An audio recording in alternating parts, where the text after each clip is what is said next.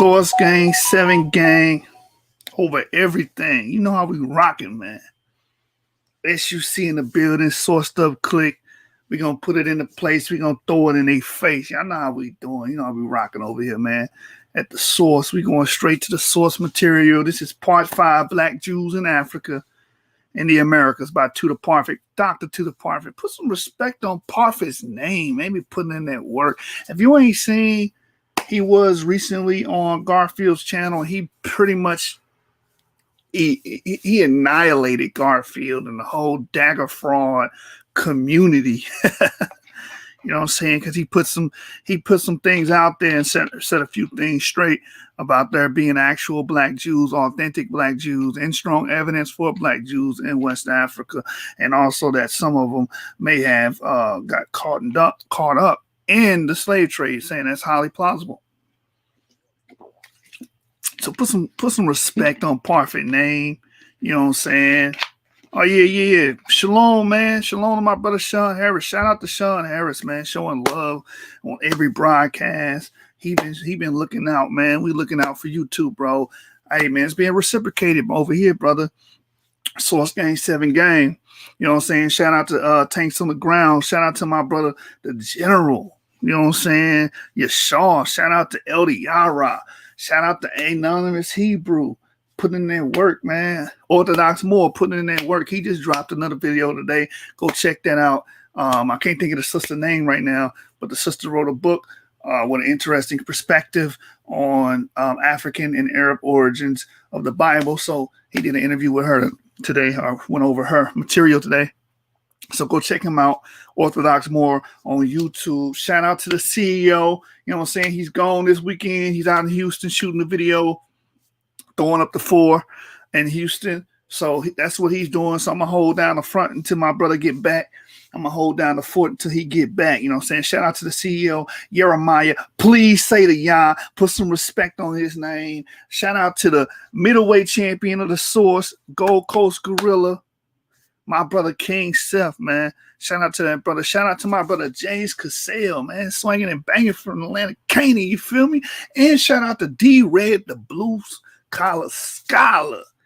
You know what I'm saying? That's really the ambassador of the Source, man. So shout out to everybody. Shout out to Diamond, man. She be dropping them jewels. So the whole team, the whole squad, man. Shout out to the whole Source gang. You know what I'm saying? Shout out to my brother Plumantis, man. On every show showing love. Shout out to all my brothers. Shout out to everyone that's collegiate and studious, man. So that's what we do over here. Hey, with no further ado, let's open up the show right with my brother LV Europa. You know what I'm saying? Talk to me nice. Let's get it. Shalom, Orthodox Moore. Let's get it. Yo, LV Europa.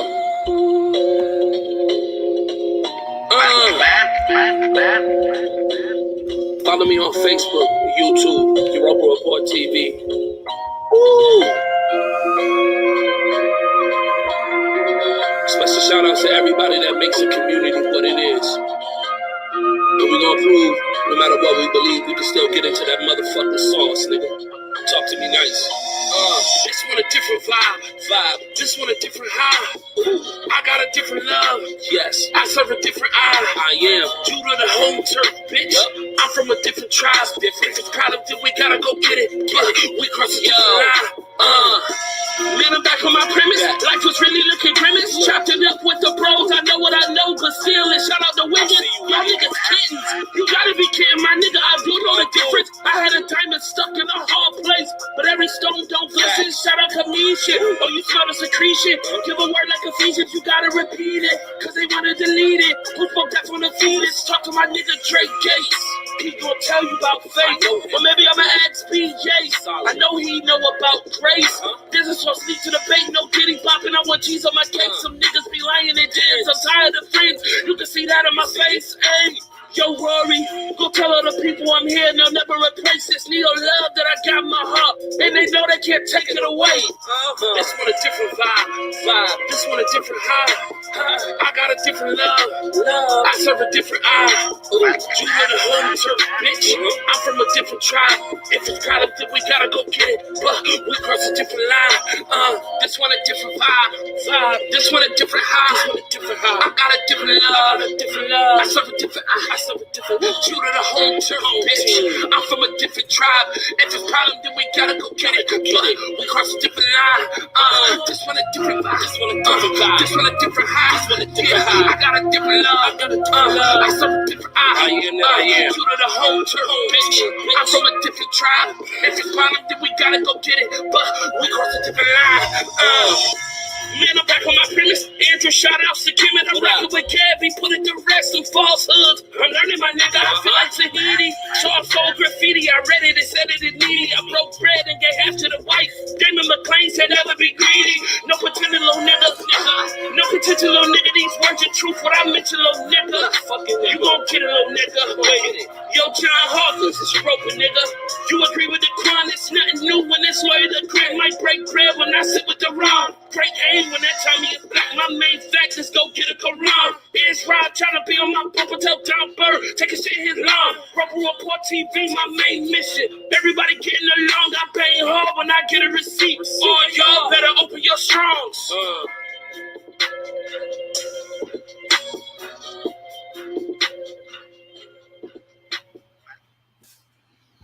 Yeah, y'all know how it go around here, man. We show our brother LV Europa so much love and support here on the channel, man. If you guys have any music or any material that you guys want to get out there, you know, you can get a minus 200, 300, maybe 400, 500 listeners over here at the source, man, and open some eyes, or just put some eyes on your material. That's what we're trying to do over here. You know what I'm saying? Dope lyricist, LV Europa. I can't praise him enough. But without no further ado, man, we're going to get right into the material. We're going straight to chapter 5. We dropped chapter 4 yesterday. Chapter 6 will be brought out tomorrow, and chapter 7 Tuesday, chapter 8 Wednesday, and then chapter 9, which I believe is the final chapter, will be released Thursday. And before we get into the material, and they having a honk battle out here, man. I just can't wait to get back to my home state. But anyway, before we get to the material, we are going to read the Fair Use Act, because we're well within our right to review this material, add commentary, and use it for scholarship purposes. And that's what we're doing here at the source.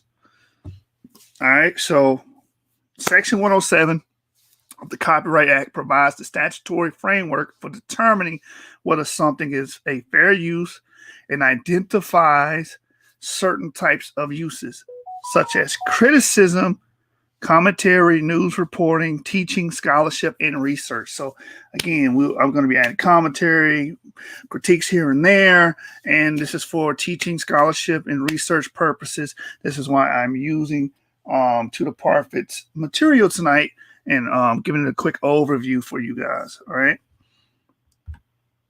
So let's go ahead and open the book and get started, man. Appreciate everybody that's been showing love all weekend and sticking with us all the way through Friday. We had a lot of material to cover on archaeology. Yesterday, we brought up chapter 4 of this book, and now we're going to chapter 5. And we're really setting ourselves apart from a lot of people, because at the end of the day, anyone should not be speaking on books that they ain't read. And that's just point blank. That's just point blank. You know what I'm saying? That should go without saying, but a lot of people that's in the quote unquote conscious community, they do this a lot. They speak on books that they ain't read, and then they become the masters, authoritative figure of that actual book. And it's like, bro, you ain't even get to page 1. Shout out to Chris Harris. You ain't even get to page 1. Stop talking to me, man. Stop playing with me. Let's get into it. With no further ado, let's get straight to it, man. Tudor Parfitt. Shout out to my avid readers out there. Shout out to my avid readers. And we're going to blow it up so everybody can see it. There we go. All right, man. Shalom to the family. Hit that like button. Like, subscribe, and share the video. Like, subscribe, and share the video. If you want us to grow, if you want us to, go to higher heights and a different plateau, then you're going to have to hit that like button so we can work the YouTube algorithm and draw more traffic to the channels. All right. So like, subscribe, and share the video on the social media platforms. All right. So Black Jews in Africa in the Americas by Tudor Parfitt, chapter 5. And this chapter is entitled Half White and Half Black. The construction of racialized identities and religions as an act of sympathetic or unsympathetic othering must be seen in the context of how the British or other Europeans viewed themselves. We have already speculated that the British Israel theory may have influenced Oluda Equiano's famous passage about Igbo's beliefs. One late 19th century visitor to Uganda, the journalist Henry Wood Nevison, 1856 to 1941, observed, the strictly biblical education produced the illusion that both the promises and threatenings of the Jewish lawgivers and prophets were specially designed for ourselves, the British, by a foreseeing power. We never doubted that we English evangelicals were the chosen people, and when every Sunday evening we sang the Magnificat as he promised to our forefathers, Abraham, his seed forever, we gave no thought to the Jews. And when soon afterwards we sang the Nunc Dimittis to be a light to lighten the Gentiles and to be the glory of thy people Israel, we meant the missionary societies would spread light of the gospel to Negroes, while God's English people retained the glory. By the second half of the 19th century, the Anglo-Israel movement was reaching its zenith, and its claims were common currency. No doubt many missionaries, even those with no formal or informal links with Anglo-Israelism, viewed themselves as Latter-day Israelites. And thus, as happens, they constructed certain favored and more likable or manageable racial groups, such as the Fuller, and many like them as others in their own image. Another of the mechanisms in the colonial context, which was so often productive of an imagined Israelite identity, was the selection of a particular group, like the Bantu or Ashanti, which was supposed both to have superior qualities and have originated outside of Africa, and which could be expected to cooperate with colonial regimes. To be, as Edmund Dean Morrow put it, worthy and reliable co-builders and assistants in the tasks which the powers have undertaken. Throughout the 19th and 20th centuries, new racial and religious identities were spawned for a bewildering number of separate peoples, Central, Southern, and Eastern Africa. Before I read on, I just want to give some commentary to the British Israelism thing.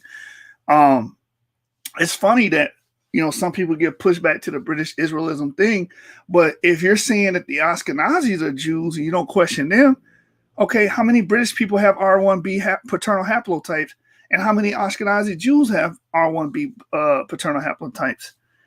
A lot of them have R1 haplotypes. A lot of the British have the J marker. So it's like, how do you determine this? If we're looking at Israelites and we're looking at the biblical narrative, everything's traced through paternal lineage. That's why you have Judah producing Judites. You have Issachar producing Issacharites. You have Ishmael producing Ishmaelites. You have Joseph, or the children of Joseph, or Ephraim producing Ephraimites, Manasseh producing Manassites. Edom or Esau producing Edomites. It's all male-driven. So if you have a male paternal marker, R1b, and then this other people are saying they're Jews and they have R1b, why can't they be considered Jews? This is why this is all confusion. This is all confusion at the end of the day. If it's male-driven, our model is saying Shem would be DE, and then through DE, all of the other Shemite lineages would come, and the Israelite lineage would have to be from E in our model. That makes more sense. We're not breaking it up into different paternal haplogroups. We're not making a hodgepodge of haplogroups. Now, we do understand that ancient Israel, we did allow strangers into the fold, and to become citizens of Israel, but that doesn't mean they become automatic descendants of Abraham, Isaac, and Jacob. To be a descendant of Abraham, Isaac, and Jacob, you would have to share that paternal clade or paternal marker. So I say all that to say this is like, if they had an issue with British Israel, why don't they have an issue with Ashkenazim if they all share the same type of haplogroups, paternal haplogroups, that is. That's what's just funny. That's what's so funny about it is you have these Europeans battling other Europeans on this. And I just found it intriguing because if they share the same paternal clade, it should be no issue. It lets you know that this thing becomes more of a religious argument than an actual historical argument or a genealogical argument. All right, so back to the reading. We were here at the lower paragraph. It says, one writer noted northward of Katanga lives one of the greatest tribes of Central Africa, the Baluba, who are undoubted Semitic origin. The name Baluba means the lost tribe, and their language and customs have many Hebrew affinities. Their name for an idea of God was their word for water and people, and many other words and ideas show their Semitic origin. The Baluba here are given a racialized religious identity in which a belief in one God is associated with their biological strain. The intrepid American explorer Herman Norden, who had walked across much of Africa and traveled in many of the more inhospitable parts of the globe, including Siam and Malaya, only to stumble, hit his head, and die on a Charing Cross Road in London in 1931. Noted that in early 1920s in Uganda, there was a tradition of ancient lineage of 33 kings going back to the time of King David, which echoes claims made by Leo Africanus. It is a proud history, he wrote. The legend tells of the Uganda people crossing the Nile centuries upon centuries ago and subduing all tribes whose country they traverse. They claim the highest native civilization in Africa. Now, real quick, I'm going to add some commentary to this because I went back and watched my breakdown on the Bantus here on the source. You can actually watch that presentation. And this is basically what happened during the Bantu expansion, which happened between 3,000 and 2,500 years ago, which gives it that sweet spot, that window that you would need if you're saying or positing that these people are Israelites. So the Bantu expansion involved with a lot of Bantus, these people with E markers, E1, B1A, EM180, going and sweeping through Africa and displacing native Africans, indigenous and autochthonous Africans. So I find it funny that we're seeing these stories, kind of replicating or reflecting on that, because that's actual history. We can see a period of time where a foreign people came into Africa and displaced older or Paleo Africans like the Bushmen, the Khoikhoi, the San, the Nilotics. That's why haplogroup E dominates and has the lion's share in Africa to this day, is because of the Bantu expansion. And you look at these oral testimonies and these oral legends, you see that it reflects that, because we did see a people come in and sweep and take over Africa and dominate. You either assimilated or got eliminated when the Bantus came through, because they had an understanding of farming so they could make surplus of food. And as everybody knows, if you study history, if you have a surplus of food, then you're going to induce population growth. You're going to outpopulate the hunter-gatherers. Then also they had iron metallurgy and pyrotechnology. That made them leaps and bounds ahead of the native Africans for the simple fact that they were still dealing with stone tools. They still was dealing with stones, and you had iron. That means you can first of all, you can cultivate the land better and grow food. Secondly, you have better weaponry than them. They cannot defend themselves. You just go through there and demolish stuff if all you have is iron and all they have is stone.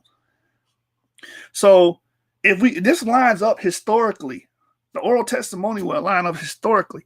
You understand? We can argue about the particulars all day, but we can make a strong enough model to back up some of these things being stated in these oral testimonies. That's my argument, and that's what I stand on. All right, so back to the reading. I just want to get that tidbit of information to you guys. Check out my presentation on the Bantus, by the way. We cover that in detail. Oh, one more thing about the Bantu. Many people say, "Oh, well, they say they originated in Central Africa, and all these. They have a lot of theories on where these people originated from, but that doesn't make any sense because many of the items in the material culture that these guys carry, like the bananas, the cams, the yams, the coconuts, the different cereals and grains, was of Southwest Asian origin. You understand? The fact they knew metallurgy, that's Southwest Asian origin. You understand? So everything points to them actually coming from the ancient Near East. And like we read last chapter about the Semitic, the people of Aswan. And I'm going to be doing a presentation on the people of Aswan and Elephantine because you had Jews, Arameans living in Aswan. And now you have a people saying they came from Sonin, which is Aswan in Egypt. That gives them a direct connection to Israelites, to Jews. You understand? So that would explain all of this material culture that originally came from Southwest Asian, actually eating chicken. The first people to actually eat chicken, commercialized chicken. I apologize for that, y'all. Worst timing. But anyway, the first people to actually commercialize and eat chicken are those of ancient Palestine. That's the first place we see it in the world. And then we see that same culture radiating into Africa and diffusing into Africa. So the best explanation for all this is a diffusionist model. You know what I'm saying? The melons, the goats even came from there. The humpback cattle even came from Asia. So they have all of these things coming from Asia. Then you look at the people and then posit that they're native to Africa. No, these people migrated into Africa. That's the best explanation. Occam's razor. All right, so I'm going to get back into the book, man. You know, I can talk about the Bantu stuff all day, but I just find it very intriguing that these oral testimonies line up so well with that aspect of history. All right. So again, let's go back. So it says the legends tell of the Uganda people crossing the Nile centuries upon centuries ago and subduing all tribes whose country they traverse. They claim the highest native civilization in Africa. And again, to the Bantus, and I'm going to continue. The Bantus would have been the highest form of civilization. They were agrarian in nature. They understood agriculture and they induced population growth, right? And they understood metallurgy. They had power technology, which made them leaps and bounds ahead of the pygmies, the forest people, the Nilotes, so on and so forth. The sun. All right, let's keep reading. Here too, the idea of a biological link with Semites is associated both with higher civilization and their prowess in war. Yo, y'all not gonna give me a break today, ain't you? All right, let's keep going. Sir Harry Johnston, 1858. Hey, let me know if that's bugging, man. I'll move. Hey, shalom, everybody. All right, there we go. Seem to clear up.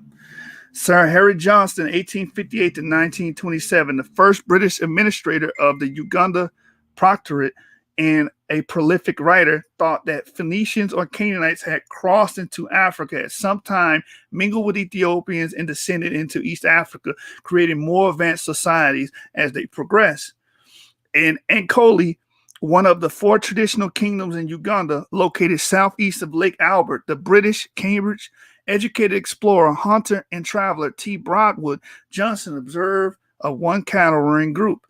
The Banyakoli, as the people of Ankole are called, are an exceedingly interesting race, the purest, least mixed branch of the great Biama stock, which constitutes the ruling caste in all the kingdoms around. In figure, they are tall and lithe, and their long, thin faces with a very Jewish nose and lips forcibly suggest a Semitic origin, and strongly mark off their features from the bullet head, flat nose, and thick lips of their neighbors.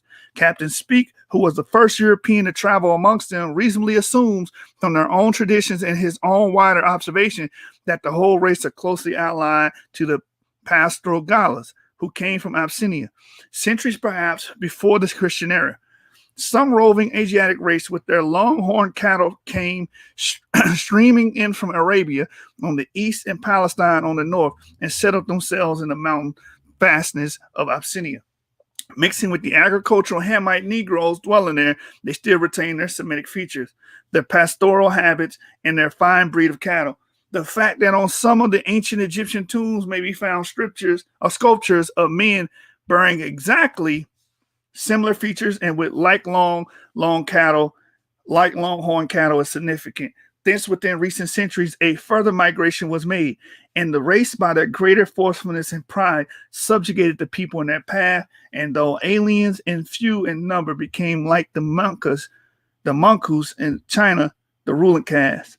In other countries such as Uganda, Unyoro, and Toro, they have become assimilated much more closely to the indigenous races. But in Ankoli, they have remained very definitely distinct from the original agricultural inhabitants who rank with them as mere Baru slaves. Among the neighboring Tutsi, we find one of the most dramatic examples of the phenomena of an imagined Semitic and Israelite identity. The first explorers to reach the area of Rwanda and Burundi were immediately struck by the differences between what they saw as three groups: the Hutus, Tutsis, and Twa. These people shared the same territory, spoke the same language, and sometimes intermarried. However, they had a different racial look. The Twa, a tiny minority, were pygmies who were hunter-gatherers in the forest or else acted as menial servants at court and elsewhere. All right, I'm going to stop reading this. I'm going to give you a quick fact on that. The Twa are pygmies, and the pygmies, a lot of the pygmies, not all, are haplogroup B. A lot of them are haplogroup B. They're what they call Paleo-African. They're not the same as us. But you can't always judge off phenotype. I did a whole lesson on that. Phenotype does not matter because even within haplogroup E, you have a variety of looks. You have people that look quote unquote Arab. You have people that look quote unquote Hispanic. You have people that look European. You have people that look African. You have people that look Malaysian, so on and so forth. So it's hard to pin down what a person is genealogically solely on how they may look. But this is what they were doing in the 18th, 17th, 16th century and the 19th century. This is what dominated the field of science and research. It was an error because a lot of ways they were wrong. But with the Twa, you're actually right because we have the studies and we have their genetic matrices, and their matrices show that many of them are haplogroup B. Let's keep reading. It says the Hutu, who were the majority, were farmers who tilled the soil. The Tutsis were perceived as being different. They were tall and thin and often displayed sharp, angular facial features and were cattle herders. The explorer John Hanning Speke, 1827 to 1864, who had gone with Burton to search for the equatorial lakes of Africa, discovered Lake Tanganyika with Burton and Lake Victoria independently, and was with James Augustus Grant from 1827 to 1892, the first European across equatorial Africa, had laid some of the groundwork for an explanation of these differences. His theory was that the ruling groups in the interlacustrine kingdoms had come from a superior civilization in the north. In the journey of the discovery of the source of the Nile, London 1863, Speke connected them essentially with what he called the Gala of southern Ethiopia. In a part of the book devoted specifically to his racial theory of the conquest of inferior by superior races, Speke maintained that it was not possible to think that they can be of any other race than the Semitic of Ethiopia. He summarized their history succinctly. They fought in the Somali country, subjugated that land, were defeated to a certain extent by the Arabs from the opposite continent, and tried their hands south as far as the Jube River, where they also left many of their numbers behind. Behind the attack on with the present Mombasa were lost sight of in the interior of the continent, and crossing the Nile close to its source, discovered the rich pasture lands of Unyoro and founded a great kingdom of Kitara, where they lost their religion, forgot their language, extracted their lower incisors like the natives, changed their national name to Wahuma, and no longer remembered the names of the Hubshi or Gala. Though even the present reigning kings retain a similar tradition account of their having once been half white and half black, with hair on the white side, hair on the white side, and on the black side, frizzly. So that's why he named the chapter half black, half white, because of what this man was saying, that they were like half. They were like, what do you call it, homologoids? Where you have multiple features. I forget the term. But, oh, this side is straight and stringy, and this side is woolly. You know, actually, we don't have no physical person that's like that. So this is all mumbo jumbo. But he was trying to explain their quote unquote exotic origin. Let's keep reading. He said, thus, as a result of their innate Caucasian racial superiority, these Hamites were perceived by Speak as early cultural bearers, the surrounding tribes as completely inferior. The idea that the Tutsi and similar groups in the area were racially superior to others persisted. In a Belgian colonial report of 1925, the Twa were described in terms reminiscent of Herodotus as having a monkey-like flat face and huge nose. He is quite similar to the apes whom he chases in the forest. In another colonial report the same year, the Hutu were similarly disparaged. They are generally short and thick-set with a big head, a jovial expression, a wide nose, and enormous lips. They are extroverts who like to laugh and lead a simple life. But according to the same report, the Tutsis was of a superior type. He has nothing of the Negro apart from his color. His features are very fine, gifted with a vivacious intelligence. The Tutsis display a refinement of feeling which is rare among primitive peoples. In 1926, Mary Hastings Bradley, the American traveler and author, spoke of the sophisticated Tutsi who had a precise theology and a number of biblical-sounding stories. These, she explains, came down from the north with these tribes of pronounced Hamitic and Semitic origins. A Belgian missionary supposed that the Tutsis' qualities must come from elsewhere. We can see Caucasian skulls and beautiful Greek profiles side by side with Semitic and even Jewish features, elegant golden red beauties in the heart of Rwanda and Burundi. Now, let me stop there. This is what they were using as a measuring stick. You understand? They were using Caucasian features, which is in error as well, because again, you can't judge people off phenotypes. But what they are right about is you do have what we call European introgression into Africa. That's why you have haplogroup R there. That's why you have T there. And that's why you have J there. Amongst the Limba, you have J. You understand? The Chadic speakers are R1b. You understand? I think it's RVA8 is their actual haplotype. You have that. Those are all European haplogroups that have introgressed into Africa. So they were correct. They just didn't know how to opine that correctly. They wasn't opining correctly because they had scientific racism in their mind, because they were thinking, well, Caucasian automatically means superior. No, that's not the case. But they were correct about a European introgression into Africa. And you have to think about it. The only thing separating Europe from Africa is the Mediterranean coast and sea.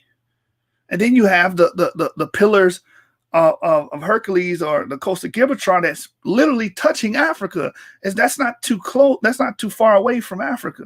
So introgression is not something hard. Then you have the Levant corridor, where people were known for trading all the way back in the pre-dynastic period. You had people trading through that corridor from the pre-dynastic period. So you're going to have introgression at some point, because how close proximity these lands are from one another. So that's one thing they got right. They were wrong about the scientific racism, by the way, but they were right about the introgression. Let's keep reading. New scientific racial theories started. We're right here. In 1902, French Catholic missionary enthused at their intelligent and delicate appearance, their love of money, their capacity to adapt to any situation seemed to indicate a Semitic origin. New scientific racial theories started to circulate, suggesting that the Tutsis and also the Maasai came from a primordial red race. Some thought they came from India. A certain Dominican father, Etienne Bros, suggested they originated in the Garden of Eden, while others suggested that the Tutsis were survivors of the lost civilizations of Atlantis. In 1970, Paul del Perugia, one-time French ambassador to Rwanda, suggested that the Tutsis were magi who had come from Tibet some of them finishing up in Iceland. He believed the Tutsis were capable of seeing flying saucers, unlike the more primitive Hutu, and also found reason to include Nineveh, Noah, and Babylon in its egregious dissuasion on Tutsi racial origins. To the east, the Maasai, the famous pastoral people of Kenya and northern Tanzania, generated similar reactions, and they too were generally categorized as racially superior to other Africans and labeled Hamites. The idea that Maasai were originally Jews was explored in detail by Moritz Merker, a German army officer who in 1895 posed to German East Africa, where he initially given a command in Mount Kilimanjaro area. He stayed in East Africa most of the time until his early death in 1908.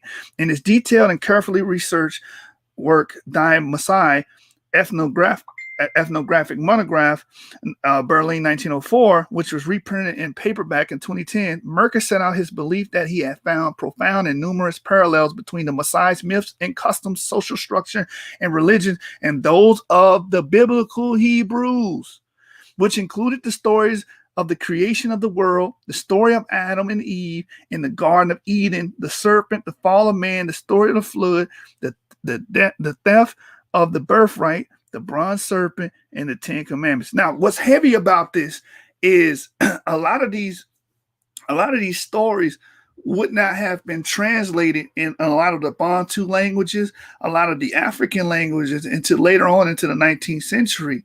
So everybody wasn't, accustomed to biblical stories, unless you're going to hypothesize or theorize or posit that they were getting these stories from Muslim sources, which could be it could be possible. It's in the realm of plausibility. No one's going to doubt that.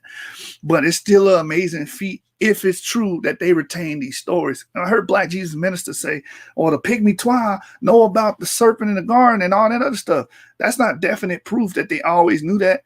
You know what I'm saying? And if the Maasai understood this and knew that, they could have easily got this stuff from the Maasai.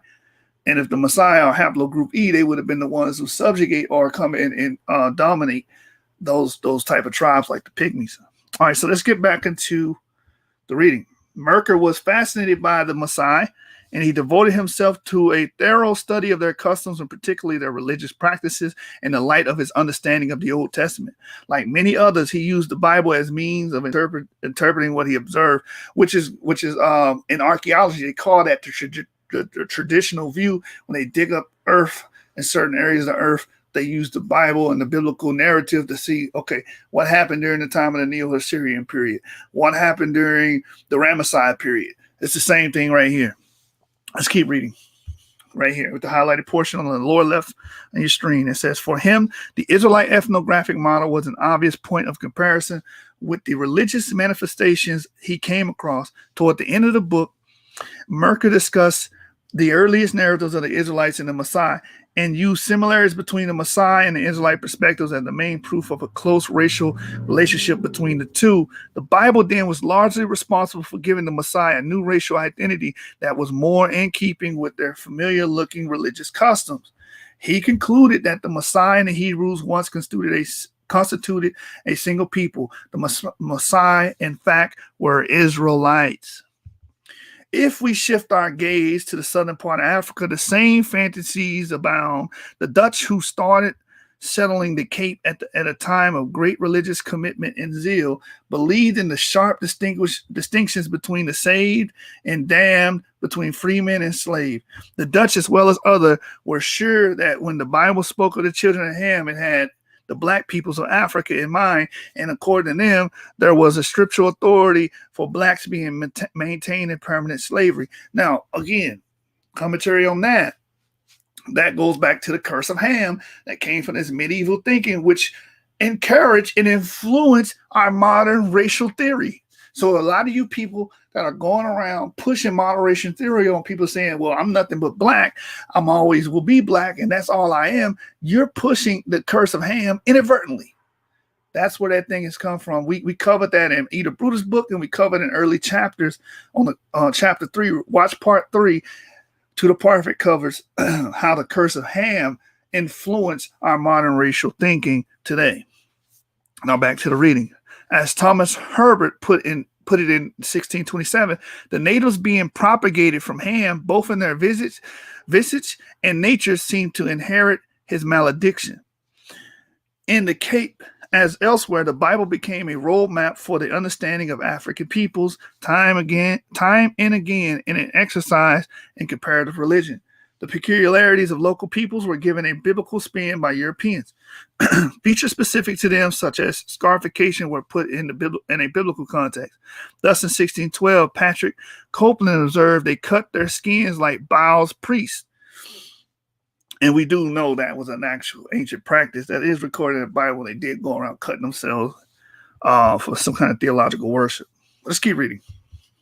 George Meister, who landed at the Cape in 1677 and noted that the bestial man or animal like Hottentots, the name given the Khoisan by the Dutch, used a very sharp flint to shave the hair of their beards, as the Jews are said to do in their circumcising, with which they can smooth their chins as nearly as they had the best razors.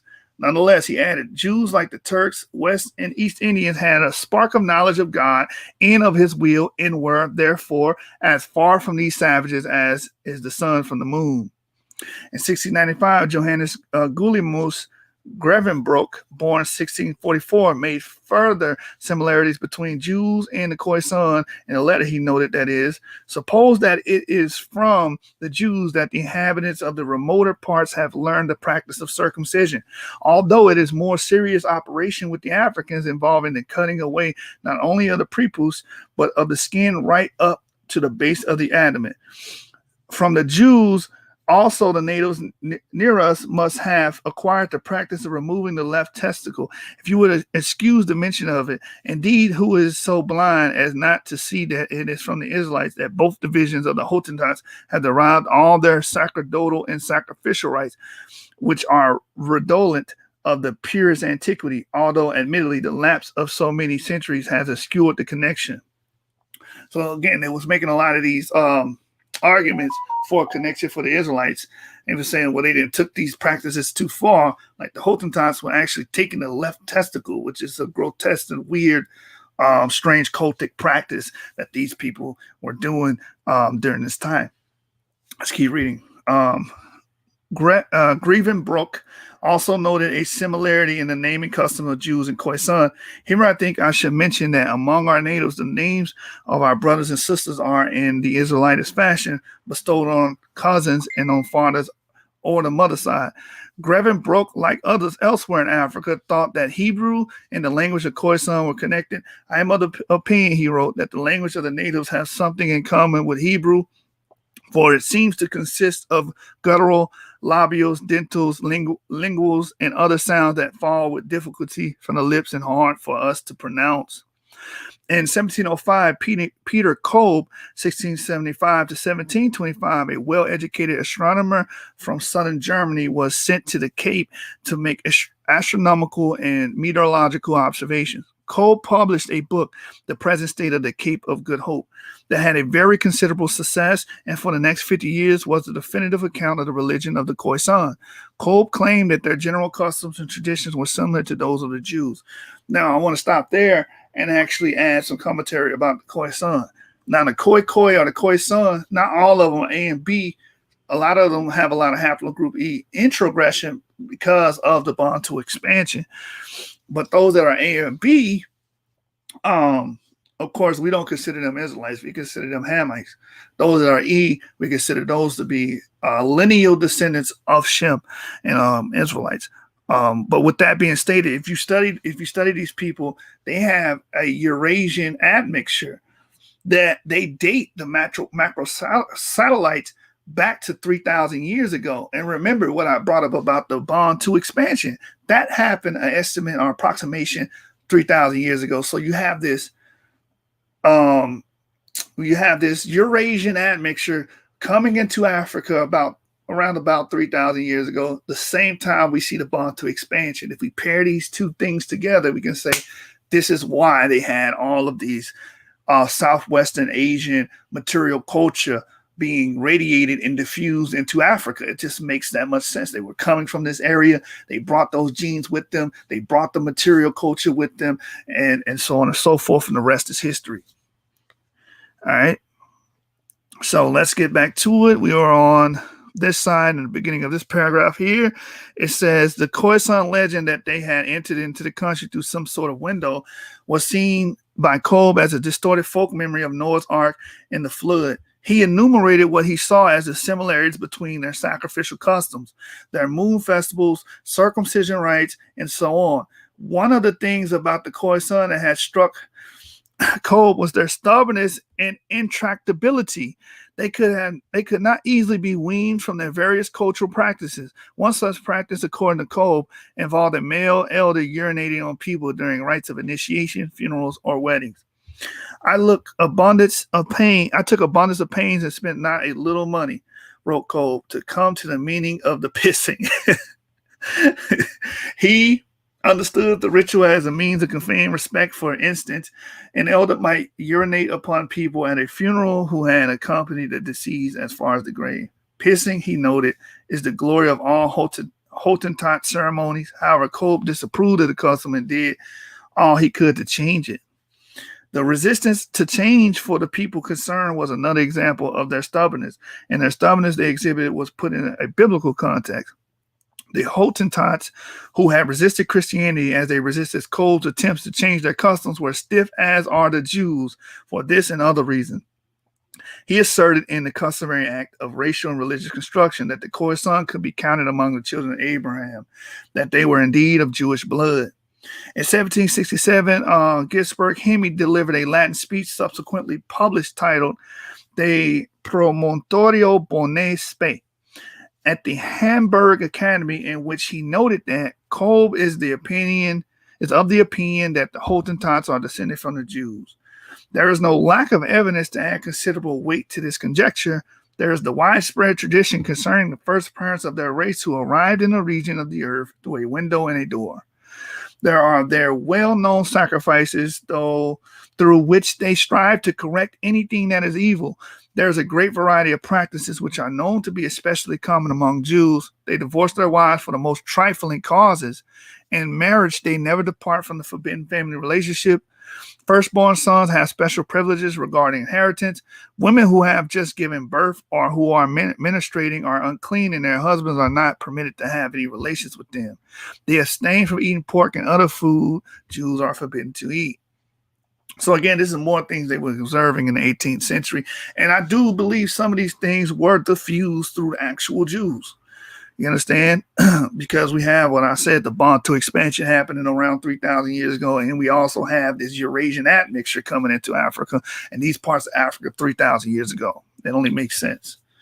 Henny did note one difference. In swallow and uncleanness, they surpassed the Jews. But he added that there's no doubt that the practice of excising the left testicle suggests imitation of the Jewish rite of circumcision. This course continued. In 1881, the missionary and ethnographer Theophilus Hahn, in his well-known book Suni Guam, The Supreme Being of the Khoikhoi, followed this line of the racial construction and similarly argued that the religion of the Khoisan was a fossilized remnant of ancient Judaism, which with the passage of time and degeneration of the Khoisan had lost many of its original characteristics. It was generally assumed that the religious structure of the Xhosa too had developed from some ancient Near Eastern religious system. In 1827, an English settler in Eastern Cape noted that the Xhosa had religious traditions that included some Mohammedan and Jewish rites. At the conclusion of the Sixth Xhosa War, 1834 to 1836, Sir Harry Smith, recently appointed the governor of the short-lived province of Queen Adelaide, set himself the task of endeavoring to understand the defeated enemy and maintain that he had found many things that resembled the law of Moses. A similar theory was developed by Robert God Launton, spokesman for land-hungry settlers in the Eastern Cape and editor of the Graham's Town Journal, which expressed the settlers' views. He too argued that it was possible to prove the origin of the Xhosa enemy by reference of their language. which he said clearly shows traces of its Eastern origin in the frequent occurrences of words which are plainly of Hebrew or Arabic extraction. He similarly observed that many persons suppose that they can discover in many of their ceremonies an affinity to those established by the ancient Jews. Following the theories of the time, he maintained that the Xhosa had degenerated from the manners and customs of their forefathers. Their ancient home was somewhere in the Middle East, and it was only because of the long journey from there to the Eastern Cape and lapse of time that they had lost the more noble and advanced traits of their ancestors. The colonial fantasy of inserting the Xhosa into the narrative of Christian sacred history while constructing them as a race alien to Africa served a gauntly secular aim. As their ancestors had been intruders into the area, bringing their foreign language with them, the Xhosa did not belong in South Africa. As elsewhere, it was an act of othering in which they barely known Xhosa were given racial and linguistic characteristics of better known European others, including the Jews. In 1844, the British annexed Natal. The largely British settlers were actually aware that to the north there was a powerful Zulu state, and as a result, considerable interest in Zulu customs and traditions was generated. Captain Francis Gardner, 1794 to 1851, a commander in the Royal Navy and devoted missionary who was later to die of starvation along with missionary companions on the desert island in Tierra del Fuego, went on a journey traveling east from the Cape to Natal. Upon the first encounter with the Zulus, he took their customs to be apparently of Jewish origin, and the Zulus themselves to be of the Jewish extraction.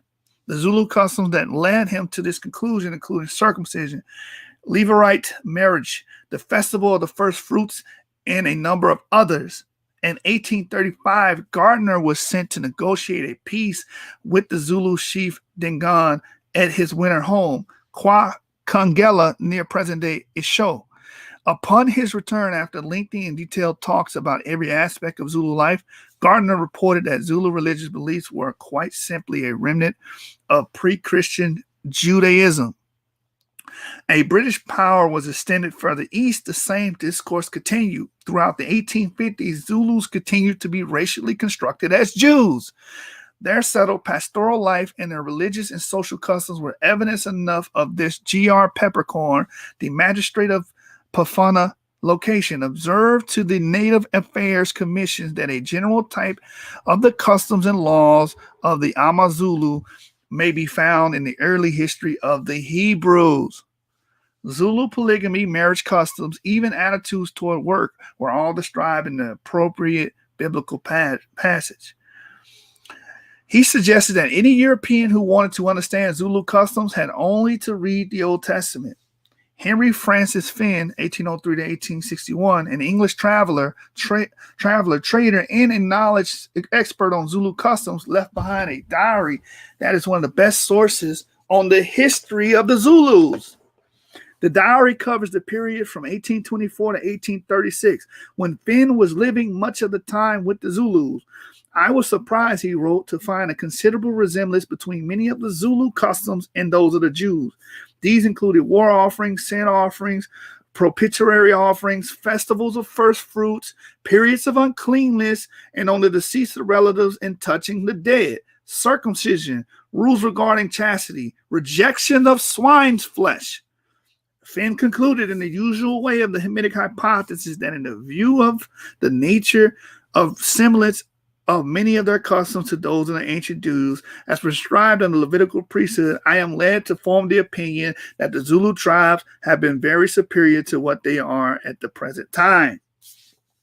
Much of the Western attitude toward Africans sprang from sheer curiosity and a desire to know and understand such radically different cultures. I want to add something to this as well. Again, so how did these Zulus get these customs? Are we saying that they independently developed these customs? Or are you saying it came from Muslim influence? Those are only two things you can say, because, again, these Zulus did not have a Bible to read from in their language. They did not have that. That only came in the late 19th century. A lot of these translations into African languages did not come until later on, to the late 19th and 20th century. So how did they get these customs? You can't say from the Bible. You can't. unless you're invoking some old ancient Christian missionary that came down there and converted these people. You know. All right, so let's keep reading. We're down at the bottom, on the bottom left, bottom paragraph, the blue section. It says a similar interest no doubt existed among the Zulus with respect to the Western traditions and customs, and perhaps particularly knowing how to react to imperial, colonial, and missionary sources of power. From a Zulu standpoint, the fixing of their own identity faced with such an array of foreigners, from an English to white and black Americans, from Central European to Dutch Jews, from Indians to Malays, from traders to imperial agents, presented an overwhelming challenge. As we have seen, a number of stratagems were used by Europeans to construct and understand Zulus. One invoked the obvious historical analogy of Sparta, but generally the Zulus, like others, were connected with Israelites or some other Middle Eastern people. As we shall see in due course, these constructions had some impact upon the way the Zulus saw themselves, as well as their colonial masters. A similar analysis was made by John Colenso, 1814 to 1883, the famous Cambridge-educated biblical scholar, mathematician, and Christian socialist who was ordained Bishop of Natal in 1853. Quick fun fact: the first socialists were Christians, by the way. This new socialism, that's Marx's corruption, atheist corruption. A lot of the socialism, those ideas of taking care of everybody and making sure everybody had everything in common, was actually Christian ideals. That's for another. That's for another. Another show. Let's get back to it. He arrived in Natal the following year and quickly became fluent in Zulu. He went on to publish a grammar and dictionary of the language. In his dealings with the Zulus and his efforts to understand their language, culture, and religion, Colenso engaged in a very intense way with the theological issue of the racial origins of mankind. His theological work provoked the most violent protests and vilification. Some 140 books were written in opposition to his views and led to his being disposed from the bishopric. He refused to budge, and for a while there were two parallel Anglican bishops of Natal. He was drawn to conclude that in the view of the scientific knowledge of his day, polygenesis was more like an explanation of the difference between Zulus and other blacks and whites than was the account in Genesis. So he went with the polygenesis route. Was what polygenesis teaches, that all people don't come from Adam and Eve. There's another section of humans that people descend from. And a lot of you Israelites be teaching that inadvertently. I be trying to warn y'all. Y'all be teaching that inadvertently. I teach that in the beginning there were multiple humans. There were different humans, different species of humans. That would explain the Denisovians. That would explain the Neanderthals or any other ghost population that we don't have today, Homo heidelbergensis and so on and so forth. But those all died out in the flood. That's how I teach it. I don't teach polygenesis. Monogenesis. All extant humans that live today, I believe, come from one blood, which is Adam and Eve. And what's evident of that, all Y chromosomes go back to Y chromosome on Adam, and all mitochondrial DNA goes back to mitochondrial Eve, which would suggest that we all have a common origin, which would mean there is no polygenesis. But this is what was being taught to explain the differences in races back then. They would say, well, if you're black, then you come from a whole different genesis. You come from a different stock. We come from Adam and Eve. The white race comes from Adam and Eve. Blacks come from some other stock. That's what was being taught during this time. You understand? And that's what this guy ran with. But the funny thing is, the beauty of this is the light in the dark, the spot of light in the dark, so to speak, is that this overwhelming interest in these different African tribes did a lot for academia as far as translating their language, learning their cognates, and able to get their a lot of these languages were not written. So they made these languages into a written language as well. So there is some good that came from this period of curiosity, so to speak. All right, so let's get back into it. It says, but there was, even though it was overlaid by scientific racism and racial overtones, like today, if you deal with any type of race discussion, it's going to be inundated with scientific racism.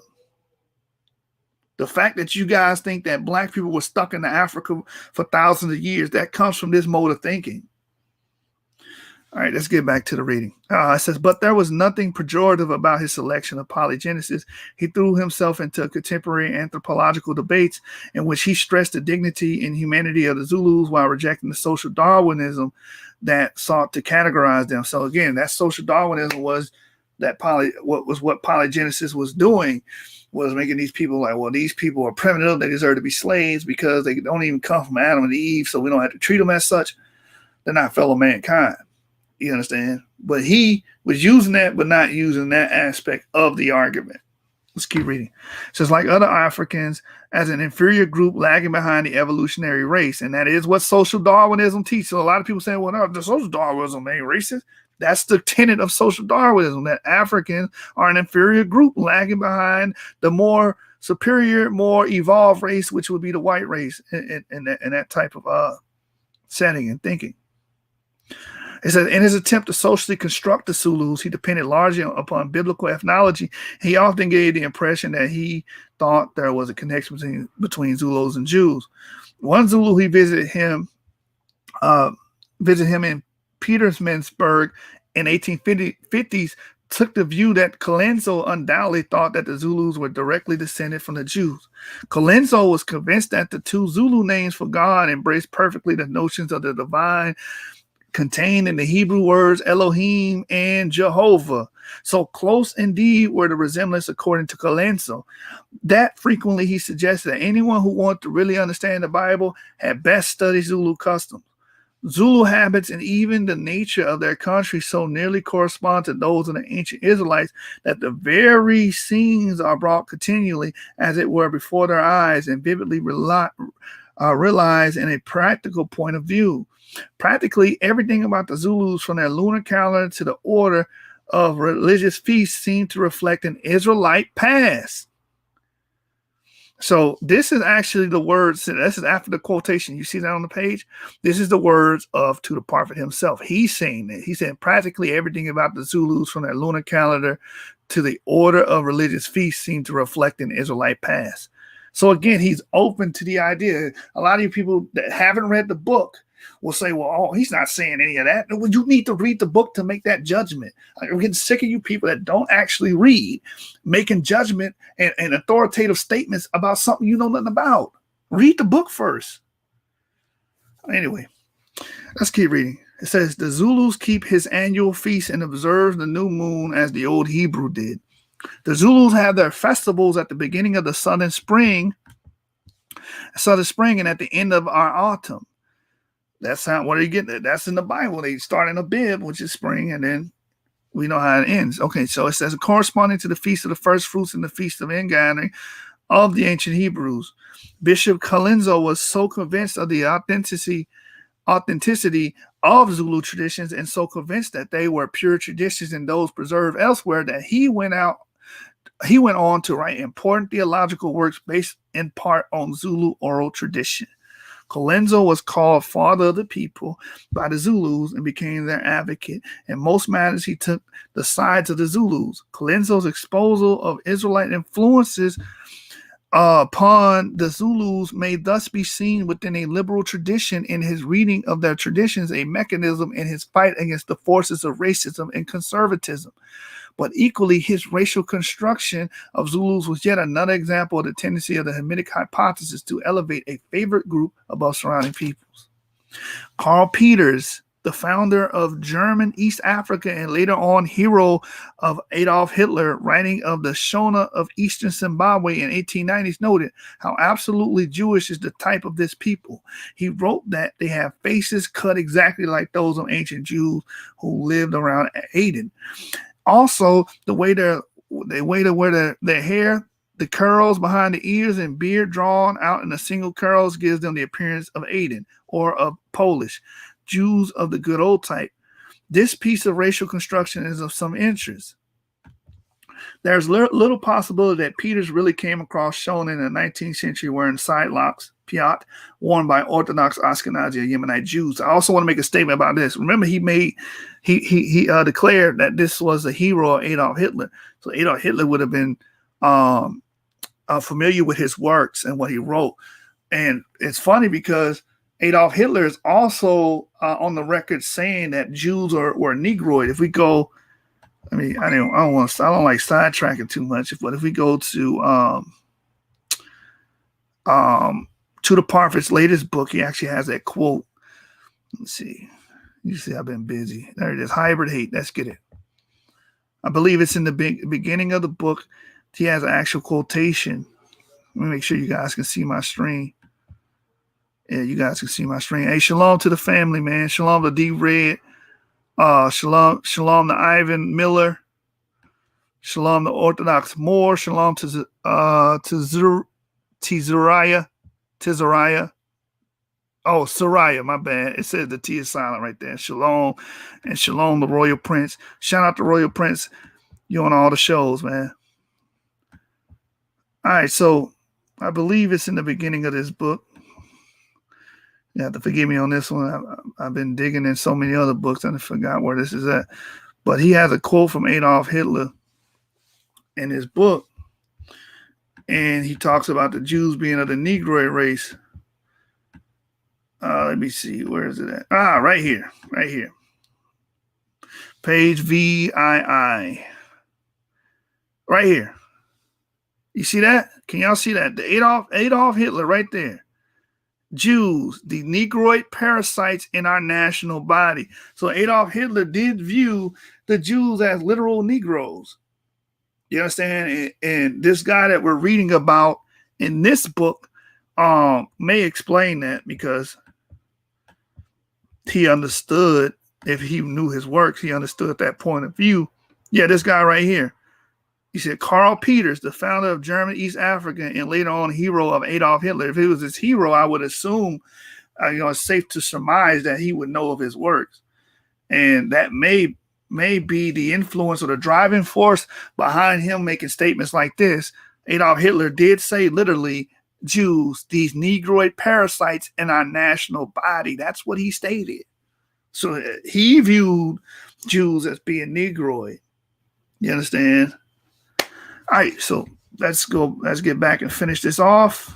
We're almost done with this chapter. You can see who clearly reads here. Shout out to the avid readers, man. You see us knocking at the door. Let the readers in. All right, so let's go. The possibility that Peters really came across shown in the 19th century wearing the sidelocks, the piyot, worn by Orthodox Ashkenazi and Yemenite Jews. Did he imagine it? Did the various aspects of Shonan life so perfectly fit with what we knew of Jews as to project upon his memory the one most obvious point of physical difference between Jews of the time and Germans? His racial construction was to make the Shona more or less identical to Ashkenazi Jews from Eastern Europe, who are frequently to be seen in the fairs and markets of German towns. They were powerless, transient, and dependent on favors. These were the Jews of the good old type. The other Jews, the assimilated, successful, powerful Jews of Germany of his time, were another matter. In conclusion, it can be stated that the spread of ideology connecting Africa and Black people in general with Jews has been spectacular. It arose in European and Middle Eastern imagination in the early Middle Ages and may be attributed in part to the ignorance of much of the world brought by the breakdown of communications between the Islamic Middle East and what lay beyond it in Christian Europe. It became axiomatic feature of the medieval thinking about the world. It was used, exploited, and reinvented by colonialism in many distinct places in Africa, where it served missionary and colonial interests. The construction of Jewish and Israelite racial and cultural identities was an innate feature of Western colonialism throughout the world. Jews were constructed everywhere, not only in Africa, but also in Great Britain. The invention of discovery of Israelites reinforced the idea of Europe by providing Europe with limitless periphery of known and understood racial others. The re-racialization of the world using the Bible as a roadmap may be seen as an over-reliance on one's ethnography, often the one book that missionaries were familiar with, but also as a tip to the unknown worlds of Africa and Asia, with a known, trusted, and malleable Israelite other of Europe. This discourse is a potent and imminent aspect of the imagined past and the end-lived present of a surprising number of Black Africans, African Americans, as well as millions of other people. that is the conclusion and the end of chapter 5. Tune in tomorrow and we will deal with chapter 6, which is a very pertinent chapter because it's dealing with the emergence of Black Jews in the United States. So we're going to be dealing with Cherry. We're going to be dealing with Rabbi Wentworth, Ford. You understand? We're going to be dealing with many of the people that were influenced by the biblical narrative, and they did slave revolts and so on and so forth. We're going to be dealing with all of that. This chapter covers a lot. So you don't want to miss that. Subscribe to the channel. Hit that notification bell. Hit the like button. You understand? And share this video on the multiple social media platforms. Get this video out there. Get this out there, and we will continue to grow. We'll continue to feed you guys with potent content. You understand? This blue magic right here. We ain't even cut this.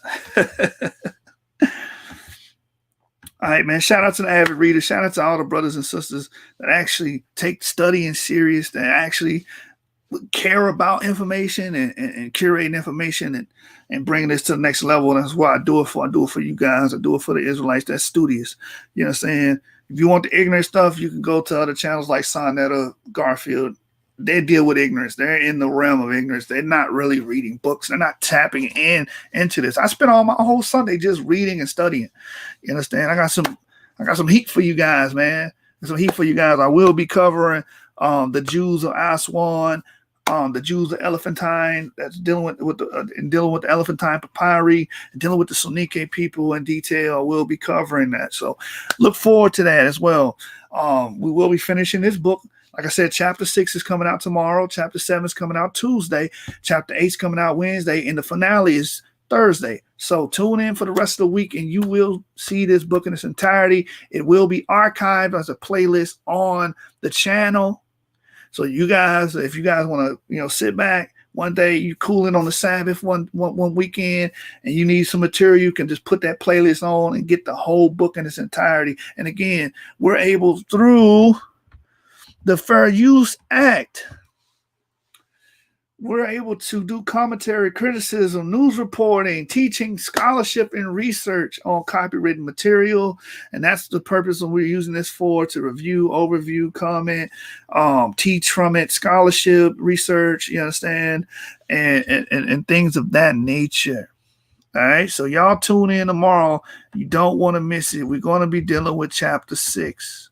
The emergence of Black Jews in the United States, which is a key part for anybody that's claiming the Israelite lineage. You need to know the American side of the history. You need to know that. You need to know that is a must know in the Israelite community. All right, so we're getting ready to close it out. Man. Shout out to the SUC Source Gang, the whole Source Gang. Shout out to D-Red, the blue collar scholar in the building. You feel me? Shout out to everybody that shows support and that shows love, man. And shout out to Hebrew Intelligentsia. Shout out to Orthodox Moore, Elder Yara, Anonymous Hebrew. I see y'all doing y'all thing. Shout out to Sister E, man. Sister E been putting in that work, man. Who was the other brother? Ron Dalton. Shout out to Ron Dalton. He shouted the channel out on his video, you know what I'm saying, on his YouTube. Hebrews and Negroes. Go subscribe to him. Go check him out. Check his material out. You know what I'm saying? The brother wrote 2 books. So, yeah. We're going to show love who show love. You feel me? You know how we get down. You know how we rocking, man. SUC Source Gang. How y'all wanna conclude this? How should we close it, man? Who song should we bring out there? Let me see. We go LV. Yeah, let's just go LV, man. Why not? If it ain't broke, don't fix it. So let's get LV Europa in the building. And we're gonna end with Visa, man, because that song fire. Man.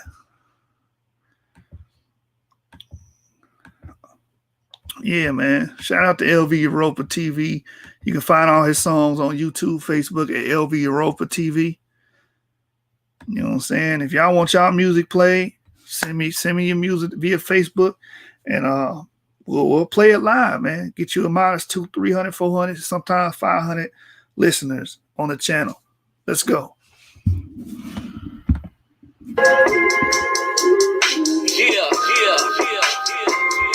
your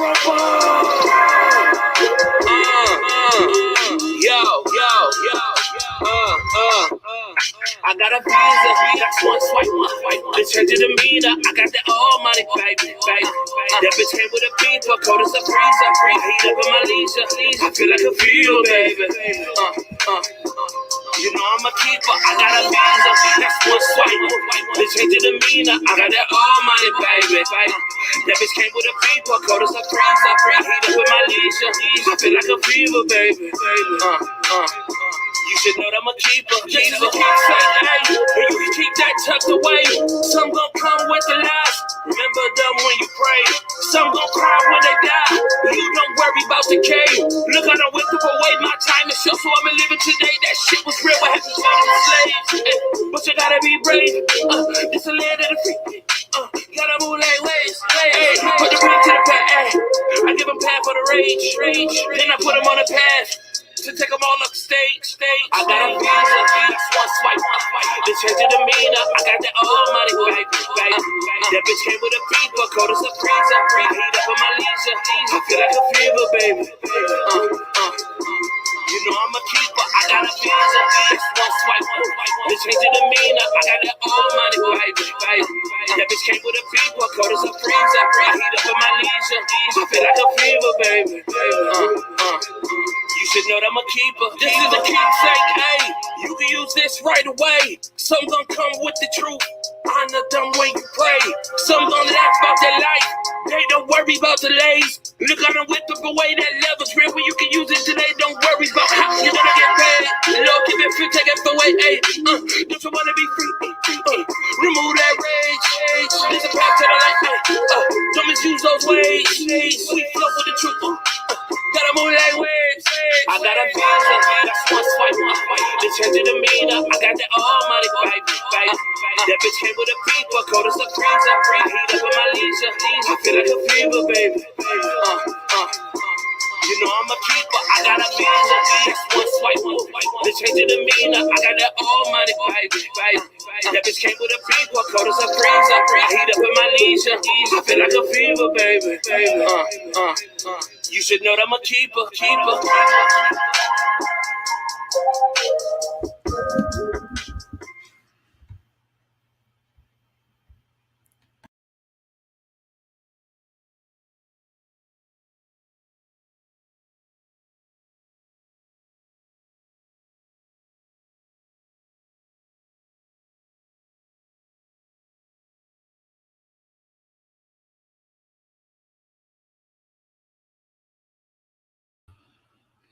All right, we out. Source gang, man.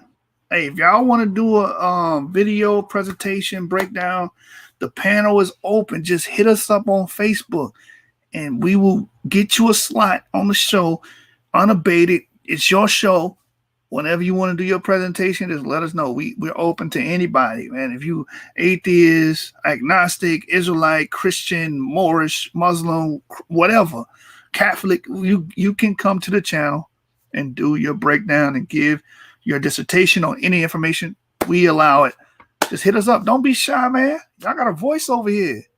Gang!